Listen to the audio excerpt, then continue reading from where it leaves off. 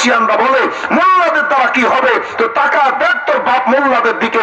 আফগানিস্তানের তালেবান মোল্লাদের দিকে তাকায় দেয়। তোর বাংলাদেশের বুদ্ধিজীবীরা 53টা বছর ইতিহাসে চুরি মুক্ত করতে পারে নাই, দুর্নীতি মুক্ত করতে পারে নাই, ধর্ষণ মুক্ত করতে পারে নাই। আফগানিস্তানের মোল্লা তালেবানরা মাথায় টুপি দিয়া, মাথায় পাগড়ি রেখা মাত্র 3 বছরের ব্যবধানে এমন একটা সমাজ তৈরি করেছেন। আফগানিস্তানে এখন চুরি নাই, ডাকাতি নাই, ধর্ষণ নাই, দুর্নীতি নাই, এমন একটা সমাজ উপহার দিয়েছে। বুঝাতে চাচ্ছি, অন্তর্বর্তীকালীন সরকারও বলছে আমরা সবকিছুর পরিবর্তন করব, সবকিছু সংস্কার করব। আমি কোটিবার কসম করে বলি, এই বাংলাদেশে প্রতিটা সেক্টরে যতদিন পর্যন্ত মুহাম্মদের আদর্শ প্রতিষ্ঠিত না হবে, এই জাতির কপালে শান্তি আসতে পারে না।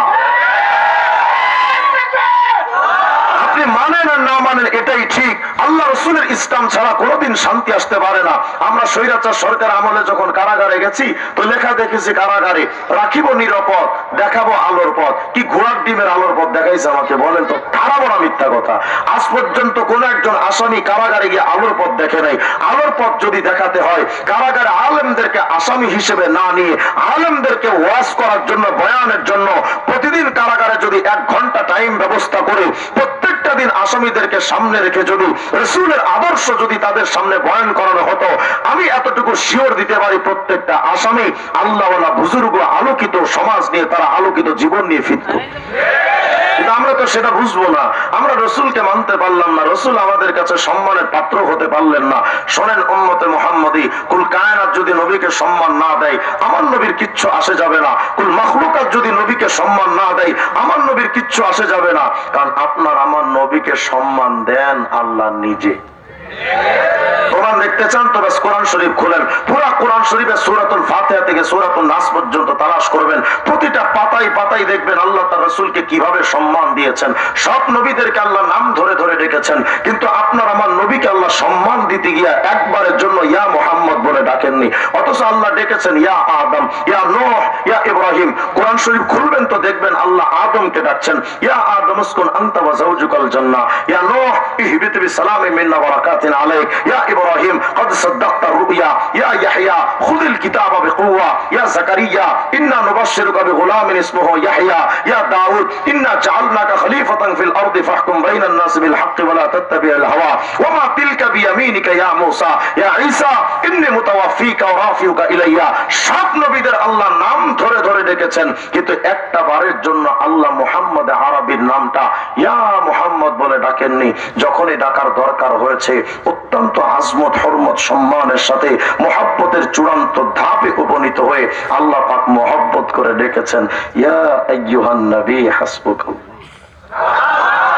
ইয়া আইয়ুহার রাসূল বাল্লিগ মা উনজিলা ইলাইকা মির রাব্বিক, ইয়া আইয়ুহাল মুযাম্মিল কুমিল লাইলা ইল্লা কালিলা, ইয়া আইয়ুহাল মুদাথ্থির কুম ফাআনযির, ইয়াসিন ওয়াল কুরআনিল হাকিম। শুধু কি তাই, আমরা দুনিয়াতে কোনো সম্মানিত ব্যক্তির নাম যদি উচ্চারণ করতে চাই, নাম বলার আগে তার উপাধিটা শব্দটা ব্যবহার করি। যেমন আমরা কথা বলি শাইখুল ইসলাম শাহ আল্লামা আহমদ শফি, কায়েদে মিল্লাত আল্লামা জুনায়েদ বাবুনগরী, সম্মানিত ব্যক্তিদের নাম আমরা শুধু নাম ব্যবহার করি না। যেমন শাইখুল হাদিস ইবনে শাইখুল হাদিস আল্লামা মামুনুল হক, এভাবে আমরা প্রত্যেকটা সম্মানিত ব্যক্তিদের নাম উচ্চারণের ক্ষেত্রে উপাধিটা ব্যবহার করি। আমি চ্যালেঞ্জ করলাম, পুরা কোরআন শরীফে কোথাও দেখাতে পারবেন না আল্লাহ উপাধি ছাড়া তার নবীর নাম মুহাম্মদ বলে ডেকেছেন। যেখানেই ডাকার দরকার হয়েছে, নাম উচ্চারণের প্রয়োজন হয়েছে, আল্লাহ বলেছেন রাসূলুল্লাহ অথবা খাতামুন নবিয়্যিন। দেখেন কোরআন শরীফে আল্লাহ বলেন, ওমা মুহাম্মাদুন ইল্লা রাসূল কদ খালাত মিন ক্বাবলিহি রাসূল মুহাম্মাদুর রাসূলুল্লাহ ওয়াল্লাযীনা মাহু আশিদ্দাউ আলাল কুফফার মা কানা মুহাম্মাদুন আবা আহাদিন মির রিজালিকুম ওয়ালাকিন রাসূলুল্লাহ ওয়া খাতামুন নবিয়্যিন। আল্লাহ তার নবীকে এতটা সম্মান দিলেন, হায় আফসোস উম্মতে মুহাম্মাদি, যেই নবীকে আল্লাহ নিজে সম্মান দেন, ওই নবীর দাড়িটা কাইটা সেলুনে ফালায়া মানুষের পায়ের তলায় জুতা দিয়া পিষ্ট করে তুমি নবীকে কতটা অপমান করে।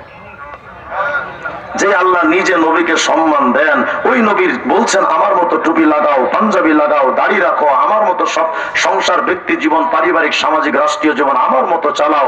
আপনি আমি নবীর তন্ত্র বাদ দিয়া লেনিন কার্ল মার্কস সেটা গ্রহণ করে নবীকে বোঝাই, নবী আপনার তন্ত্র দিয়ে এই সমাজ ব্যবস্থা চলবে না, আপনারটা মানি না, আমি লেনিনেরটা মেনে নিয়েছি, আমি কার্ল মার্কস মাও সেতুং একটা মেনে নিয়েছি। নবী আপনি টুপি মাথায় দিতে বলছিলেন, আপনার টুপির মডেলটা আমার কাছে ভালো লাগে না, আমি আপনার টুপি মাথায় দিতে পারলাম না। নবী আপনি দাড়ি রাখতে বলেছিলেন আপনার দাড়িটাই ওয়াজিব, দাড়িটা আমি রাখলাম না আপনার তরিকায়, আমার কাছে এটা ভাল লাগে না। তুমি নবীকে কত ভাবে অপমান করো। তুমি মুজিবরে মহব্বত করো, মুজিবের কোট নিজের শরীরের মধ্যে লাগাইতে পারো, নবীকে মহব্বত করে নবীর পোশাক তুমি লাগাইতে পারলা না। তো কুল কায়নাত যদি নবীকে মহব্বত না করে আপনার আমার নবীর কি বাজায় আসবে? জানেন আপনি আমার আল্লাহ আমার আপনার হাবিবকে কতটা মহব্বত করেন, কতটা ভালোবাসেন। জামে তিরমিজি হাদিসের কিতাব খুলবেন তো দেখবেন সাহাবায়ে কেরাম একদিন বসে পর্যালোচনা করছেন। এক সাহাবী ডেকে বলছেন, এই সাহাবীরা জানো ইন্নাল্লাহ ইত্তাখাযা মিন খালকিহি খলিলা ইত্তাখাযাল্লাহু মিন ইব্রাহিমা খলিলা, জানো সমস্ত মাখলুক থেকে আল্লাহ একজনকে বানিয়েছেন খলিলুল্লাহ, তিনি আর কেউ না, তিনি হযরত ইব্রাহিম আলাইহিস সালাম। কি দামি নবী ইব্রাহিম। আরেকজন কয় হযরত আদম আদম ইস্তাফাহুল্লাহ, আদম তো সফিউল্লাহ, সে আদম কত দামি নবী, আল্লাহ নিজে তাকে নির্বাচিত করেছেন। আরেকজন কয় মুসা কাল্লামাহু তাকলিমা, মুসার সাথে তো আল্লাহ সরাসরি কথা বলেছেন, তো কালিমুল্লাহ মুসা কত দামি নবী। আরেকজন কয় ঈসা কালিমাতুল্লাহ রূহ, ঈসা তো আল্লাহর রূহ উপাধি পেয়েছেন, তো রূহুল্লাহ ঈসা কত দামি। একজন কয় আদম সফিউল্লাহ, একজন বলে মুসা কালিমুল্লাহ, একজন বলে ঈসা রূহুল্লাহ, একজন বলে ইব্রাহিম খলিলুল্লাহ। আমাদের নবী শুনা বলেন সাহাবীরা, হ্যাঁ হ্যাঁ আদম তো সফিউল্লাহ, ইব্রাহিম তো খলিলুল্লাহ, মুসা তো নাজিউল্লাহ কালিমুল্লাহ, ঈসা তো রূহুল্লাহ, মাগার আমি মুহাম্মদ হাবিবুল্লাহ। মা মানাল হাবিব, হাবিবুল্লাহ কাকে বলে? আরবি লুগাত অভিধান যদি খুলেন তো দেখবেন আল হাবিব মানাল মাহবুব, আল্লাহ পাক বোঝাতে চাচ্ছেন অনবী সফিউল্লাহ আদম, খলিলুল্লাহ ইব্রাহিম, কালিমুল্লাহ মুসা, রূহুল্লাহ ঈসা। অনবী সবাই তো আমি আল্লাহকে খুশি করতে ব্যস্ত। আদম তো আমারে খুশি করার জন্য 200 বছর কেঁদেছে, ইব্রাহিম তো আমারে খুশি করতে নিজে নমরুদের আগুনে ঝাঁপ দিয়েছে, নিজের সন্তানকে জবাই করতে পর্যন্ত গেছে।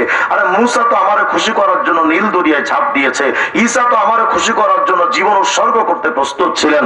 আল্লাহ বোঝাতে চান নবী খলিলুল্লাহ বলো, কালিমুল্লাহ বলো, রূহুল্লাহ বলো, সফিউল্লাহ বলো, অনবী সবাই তো আমাকে খুশি করতে চায়। আর আমি আল্লাহ বলছি ওয়ালা সাউফা ইউতিকা রাব্বুকা ফাতারদা, নবী আমি আল্লাহ নিজে তোমারে খুশি করতে চান। যেই নবীকে আল্লাহ নিজে খুশি করতে চান, ওই নবীর দাড়িতে খুর বেলেট লাগায়া তুমি নবীর কলিজার মধ্যে আঘাত করো, তুমি কত বড় বেঈমান, তুমি কত বড় হতভাগা, কত বড় কপাল পোড়া। ওই নবীকে আপনি আমি গুরুত্ব দিতে পারলাম না। তবে শুনে রাখেন উম্মতে মুহাম্মাদি, কুল কায়নাত যদি নবীকে মহব্বত না করে নবীর কিচ্ছু আসে যাবে না। নবীর বিরুদ্ধে কটূক্তি করলে তোমার আমার বুকের মধ্যে জ্বালা পোড়া তৈরি হয় না, অথচ বিএনপি করো জিয়ার বিরুদ্ধে কথা কইলে শরীরে আগুন ধরে যায়, আওয়ামী লীগ করো বঙ্গবন্ধুর বিরুদ্ধে কথা কইলে শরীরে দাউ দাউ করে আগুন জ্বলে যায়। তাহলে যদি এটা হয় তাহলে আজকে থেকে এই সিদ্ধান্ত নেওয়া উচিত, মুজিবের কটূক্তির জবাব যেমন মুজিববাদীরা দেয়, জিয়ার কটূক্তিকারীর জবাব যেমন জিয়ার সৈনিকরা দেয়, উম্মতে মুহাম্মদে আজকে থেকে সিদ্ধান্ত নেওয়া দরকার। আমার কলিজার টুকরা নবীর বিরুদ্ধে কোন কুলাঙ্গার যদি কথা বলে, ও যদি থানার ওসিও হয়, ওই থানার ওসির চেয়ার আগুন দিয়ে তার জ্বালায় দাও। আমার নবীর বিরুদ্ধে যদি কুলাঙ্গার কেউ কথা বলে, সে রাষ্ট্রপতি হোক প্রধানমন্ত্রী হোক, কারো ব্যাপার আমাদের কোনো আপোষ হবে না, জিরো টলারেন্স। নবীর বিরুদ্ধে কটূক্তিকারীদের জায়গা এই বাংলাদেশে তাদের একলা সুস্থভাবে থাকতে দেওয়ার কোনো অবকাশ নাই। প্রস্তুত থাকবেন ইনশাআল্লাহ? তবে আল্লাহ বলছেন ও নবী আপনি টেনশন করেন কেন? নবী জানেন ওরফানা লাকা যিকরাক, নবী আপনার শান মান ইজ্জতের হেফাজতের জিম্মাদার আমি আল্লাহ নিজে। যেন আল্লাহ বলছেন নবী ইন্না নাহনু নাযালনা যিকরা ওয়া ইন্না লাহু লাহাফিজুন, ও নবী কোরআন নাজিল করেছে আমি আল্লাহ, এটার হেফাজতের জিম্মাদারও আমি আল্লাহ, কারণ কোরআন আমার কালামুল্লাহ। আল্লাহ বোঝাতে চান নবী গো কালামুল্লাহ কোরআনের হেফাজত যেমন আমি করব, হাবিবুল্লাহ মুহাম্মদের ইজ্জত আমি নিজে হেফাজত করব। কুল কায়নাত যদি নবীকে নিয়ে কটূক্তি করে নবীর কিচ্ছু আসে যাবে না। শুধু কি তাই, আল্লাহ বলছেন নবী ওরফানা লাকা যিকরাক, আপনার শান, আপনার মান, আপনার ইজ্জত, আপনার দাম নবী আমি আল্লাহ অনেক উপরে উঠাবো। তো জিবরাইল বলছেন নবী ওয়া কাইফা রুফিয়াত, কিভাবে উঠাবে জানেন আপনি? বলে না জিবরাইল আমি তো জানি না। আল্লাহ ওহী নাজিল করলেন। এটা বোঝার জন্য ছোট্ট করে বলেন তো, আপনাদের এদিকে ছেলে মেয়েরা প্রেম করে না? যেই ছেলে যেই মেয়ের সাথে প্রেম করে দেখবেন ওই ছেলেটা নিজের নাম, প্রেমিকার নাম হাতের মধ্যে ট্যাটু করে, পেলেট দিয়ে কেটে লেখে, কথা হয় না, সিনার মধ্যে বুকের মধ্যে লেখে। শুধু তাই নয়, বাহিরে স্পষ্ট নাম লিখলে সমস্যা, মানুষ চিনে ফেলবে, এজন্য 2 নামের শুরু অক্ষর নিয়ে দেওয়ালের মধ্যে লেখে। ফর এক্সাম্পল S+M, কথা হয়। আরে শুধু দেওয়ালে নিয়ে বাথরুমে লেখা, মানে ছেলেটা বোঝাতে চায় যেই মেয়েটাকে আমার পাশে যার নাম আমার প্রেমাস্পদ, আমার প্রেমিকা, আমি তাকে বড্ড ভালোবাসি, নামের পাশে নাম রেখেছি। আল্লাহ বোঝান, ও নবী, এই যদি হয় দুনিয়ার হালত নামের পাশে নাম রাখা, তা আমি আল্লাহ এটাও বাদ দেবো কেন নবী জানেন? ইদা যুকিরতু যুকিরতা মাই। ও নবী, সার্থক জমিন আসমানের কুল কায়নাতে যেখানে যেখানে আমি আল্লাহর নাম থাকবে, সেখানে সেখানে আপনি মুহাম্মদের নামও চলতে থাকবে। আদম আলাইহিস সালাম একদিন আল্লাহকে বলছেন, আল্লাহ 200 বছর ধরে তো কাঁদলাম, ক্ষমা তো করলেন না। মাওয়াইবেলা দুনিয়ার মধ্যে হাদিসটা আসছে, তিনি সনদকে সহি বলেছেন, আল্লাহ 200 বছর ধরে তো কাঁদলাম, ক্ষমা তো করলেন না। তো আমি আদম আজকে নতুন স্টাইলে আপনার কাছে চাচ্ছি, আল্লাহুম্মা আসআলুকা বিহাক্কি মুহাম্মদ, আল্লাহ আমি আদম রে মুহাম্মদের নামের ওসিলাই মাফ করে দেন। আল্লাহ জিজ্ঞেস করলেন, ইয়া আদম ওয়া কাইফা আরাফতা মুহাম্মাদা, আদম তুমি মুহাম্মদকে চিনো কেমনে? ওয়ালাম আখলুকু, আমি এখনো তো মুহাম্মদকে সৃষ্টি করি নাই, চিনো কেমনে? আদম বলেন, আল্লাহ সবই তো আপনি জানেন, তারপরে জিগান। তো ঠিক আছে আল্লাহ শুনেন, লাম্মা খালাকতানি বিয়াদিকা, রূহের জগতে সম্মানের সাথে যখন আমাকে বানালেন, ওয়া নাফাখতা ফিয়া মির রূহিকা, ভেতরে যখন সম্মানের রূহটা ফুঁকে দিলেন, আল্লাহ আমি যখন বডি স্ট্রাকচারের ভেতরে রূহটা পেলাম, তখন তো ধরতে শিখেছি, বলতে শিখেছি, চলতে শিখেছি, দেখতে শিখেছি। তো রূহের জগতে যখন তাকাইতে শিখছিলাম, রফাআতু রাসি, আমার মাথাটা একটু উপরের দিকে উঠিয়েছিলাম, আমি দেখতে চাচ্ছিলাম, দেখি না উপরে কি কি সৃষ্টি আছে। হাই খোদা, উপরে তাকায়া দেখি বিরাট বড় আরশে আজিম বানায় রাখছেন, আরশে আজিমে কোটি কোটি খুঁটি আছে। আল্লাহ ফারাআইতু কওয়ামিয়াল আরশ মাকতুবুন আলাইহা লা ইলাহা ইল্লাল্লাহ মুহাম্মাদুর রাসূলুল্লাহ। আল্লাহ আমি আরশে আজিমের খুঁটির দিকে যখন তাকাইলাম, তো তাকায়া দেখি প্রতিটা খুঁটির মধ্যে এক পাশে আপনার নাম, আর এক পাশে মুহাম্মাদুর রাসূলুল্লাহ। তখন আমি বুঝে নিয়েছি মুহাম্মদ সাধারণ কোন মানুষ না। শেষ আর একটা তথ্য দিয়ে যায়, আমাদের নবীর নাম মুহাম্মদ না? কথা ভাই, মুহাম্মদ শব্দ লিখতে কয়টা অক্ষর লাগে জানেন? 4টা। কয়টা? মিম হা মিম দাল। কয়টা অক্ষর? 4টা। কিতাবে লিখছে, ইমাম শাফি রাহমাতুল্লাহ আলাইহি মাযহাবের একজন আলেম লিখেছে, এই 4টা অক্ষরের মধ্যে প্রথমটা হলো মিম, দ্বিতীয়টা হা, তৃতীয়টা মিম, চতুর্থটা দাল। কিতাবে লিখছে 4টা অক্ষরের আলাদা আলাদা অর্থ আছে। কি অর্থ? কিতাব লিখছে, মিম আল উলা ইশারাতুন ইলাল মুলকিল আউয়াল ওয়া হুয়া দুনিয়া, মুহাম্মদের প্রথম মিম মানে মুলকে আউয়াল দুনিয়া। মিম আস সানিয়া ইশারাতুন ইলাল মুলকি সানি ওয়া হুয়াল আখিরা, মুহাম্মদের দ্বিতীয় মিম মানে মুলকে সানি, অর্থ আখিরাত। মাঝখানের হা ইশারাতুন ইলার রাহমা, হা মানে আল্লাহর রহমত। শেষের দাল ইশারাতুন ইলাদ দাওয়াম, দাল মানে সদা সর্বদা। মুহাম্মদের প্রথম মিম দুনিয়া, দ্বিতীয় মিম আখিরাত, হা মানে রহমত, দাল মানে সদা সর্বদা। যেন আল্লাহ বুঝাতে চান, এই দুনিয়ার মানুষ, দুনিয়া থেকে আখিরাত পর্যন্ত সদা সর্বদা আমি আল্লাহর রহমত যদি পেতে চাও, আমার মুহাম্মদের সুন্নাত আর শরীয়ত ছাড়া আর কোনো বিকল্প রাস্তা নাই। তাহলে বলেন তো, নবীর শরীয়ত মানার দরকার আছে না?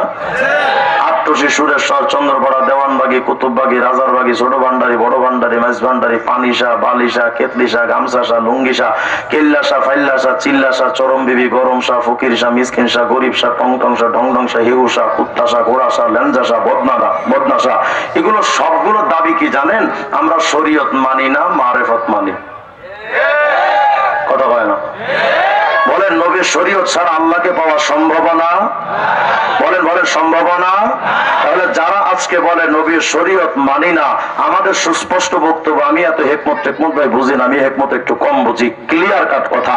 শরীয়ত মানে না নাস্তিকরা, শরীয়ত মানে না ইহুদিরা, শরীয়ত মানে না খ্রিস্টানরা, শরীয়ত মানে না হিন্দুত্ববাদীরা, পীরের রূপ ধারণ করে যারা বলে আমরা শরীয়ত মানি না, আমি স্পষ্ট বলি, আমি তোমাদেরকে মুসলমান বলি না। এরা আজকে গান বানাইছে কি জানেন? আমাদের নাম দিছে আমরা শরীয়তি হুজুর, আর এরা মারেফতি পাগলা। আর এদের কবরে তো মোমবাতি জ্বলে, আমগো কবরে তো মোমবাতি নাই। এজন্য আমাদের হিট করে বলে, পাগল মরলে বাতি জ্বলে, মোল্লা মরলে জ্বলে না। পাগল মরলে বাতি, আচ্ছা বলেন, কবরে মোমবাতি জ্বালানো জায়েজ না হারাম? পাগল মরলে বাতি জ্বলে, মুন্সি মরলে জ্বলে না। পাগলার কাছে খোদাই থাকে, কানার দলে দেখে না। টুনটুনা টুনটুন। আমি বললাম, আমাদের কবরে মোমবাতি জ্বলবে কে গাধা? মোমবাতি তো তোদের কবরে জ্বলার কথা। দুনিয়াতে নবীর শরীয়ত বাদ দিয়া টাটকা ফরমালিন মুক্ত জাহান্নামী যে হইলি, ওই জাহান্নামের আগুন যে কবরে যাওয়ার সাথেই সাথেই জ্বলে ওঠে, এর প্রমাণ তোর কবরের উপরেও জ্বলে।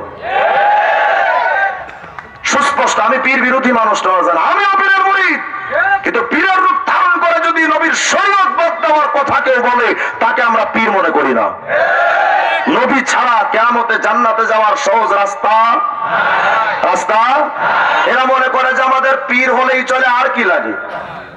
গান বানাই কেরামান কাতিবিন রোজা হাসরের দিন আল্লাহর কাছে যদি করে অভিযোগ, আমি বলবো দুনিয়ায় ছিলাম ল্যাংটা বাবার লোক। আমি মনে মনে ভাবলাম তুই ল্যাংটার মুড়ি ধরে যদি গান বানাইতে পারস, আমিও কৌমির পোলা বিকাউস কম না, আমি গান আমিও একটা বানাইছি, কই না করে সমালোচনা করবে না। কেরামান কাতিবিন পাইবে যেদিন তোরা যারা ছিলি ল্যাংটা বাবার লোক, তোদের জুতা মাইরা কইব জাহান্নামে ঢোক।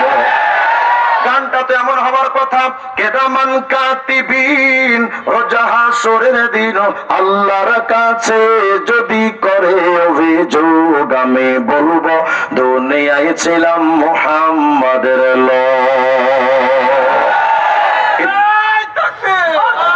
ইবনে আব্বাস রাদিয়াল্লাহু আনহু বলেছেন, ইয়াউমা তাবিয়াদু ওয়াজুহ আহলে সুন্নাতি ওয়াল জামাআহ, দুনিয়াতে যারা নবীর সুন্নাত মানবে কিয়ামতে নবীদের মতো তাদের চেহারা থেকে নূর চমকাতে থাকবে। তাহলে সুন্নাত অনুযায়ী জীবন চালাবো তো ইনশাআল্লাহ। খাওয়াই সুন্নাত আছে, শোয়াই সুন্নাত আছে, ওযুতে সুন্নাত, গোসলে সুন্নাত, সব নখ কাটার মধ্যে সুন্নাত, জুতা পরার ক্ষেত্রেও সুন্নাত আছে। সংক্ষেপে শিখায় দিয়ে যায়, যে কোনো ভালো জিনিস ডান দিক থেকে করা সুন্নাত। বলেন যে কোনো ভালো জিনিস, আমি একটু শিখায় দিই। যেমন এই জামা কাপড় পরা ভালো কাজ না খারাপ কাজ? তাহলে ডান হাত আগে ঢুকাবো, ডান পা আগে ঢুকাবো, মনে থাকবে। পায়ের পোশাক, পায়জামা, লুঙ্গি ইত্যাদি পরার ক্ষেত্রে বসে বসে আগে ডান পা ঢোকাবো, খোলার ক্ষেত্রে বাম সাইড খুলবো, মনে থাকবে ইনশাআল্লাহ। জুতা পরার ক্ষেত্রে ডান জুতা আগে পরবো, খোলার ক্ষেত্রে বাম জুতা আগে খুলবো। মসজিদ ভালো জায়গা না খারাপ জায়গা? ওখানে যখন ঢুকবো আগে কোন পা, যখন খুলবো কোন পা, বের হবো কোন পা। বাথরুম ভালো জায়গা না খারাপ জায়গা? ওখানে যখন ঢুকবো তখন আগে ডান পা, কোন পা? বাম পা। এই তো শিখে গেছেন মাশাআল্লাহ। এই কয়েকটা সুন্নাত শিখাই দিয়ে গেলাম। এখন মাহফিলে শেষ হওয়ার পরে তো আপনারা জুতা পাই দেওয়ার জন্য প্রস্তুত হবেন, ডান পা আগে ঢুকাবেন ইনশাআল্লাহ। আমরা সুন্নি হতে চাই না, সুন্নাতি হতে চাই, কথা হয় না। সুন্নাতি সুন্নি হবেন, সিন্নি খাওয়া সুন্নি না, মনে থাকবে ইনশাআল্লাহ। আল্লাহ আমার ভাইদেরকে কবুল করেন, আর বেশি বেশি দরুদ শরীফে আমল করবেন। আসলে আমি যখন দাওয়াতটা নেই তখন ওনাদেরকে বলছিলাম 10টা থেকে 11টার সময় দিব, কিন্তু আজকে আমি আমার এসার পরে যে প্রোগ্রাম ছিল ওটাই আমার যেতে আমার আধা ঘন্টা মতো দেরি হয়ে গেছে, যে কারণে আমার এখানে আসতেও দেরি হয়েছে। আমি 11টা টাইম দিতে চাইছিলাম, 11:15 হয়ে গেছে। আমার আমবাগে আর একটা প্রোগ্রাম 11টা টাইম দাও, ওখান থেকে আমি ওদেরকে একটু সময় চেয়ে নিয়েছি আধা ঘন্টা, তো আমার ওখানে 11:30 থাকা লাগবে। আল্লাহ তাআলা যদি আবার কোনোদিন চান সেদিন ইনশাআল্লাহ থাকবো। সভাপতি সাহেব ওনারা আছেন, ইনশাআল্লাহ দোয়া করে দিবেন। আলহামদুলিল্লাহ, হযরতই দোয়া করবেন। আমাদের হুজুর আসছেন, আমরা খুশি। আমাদের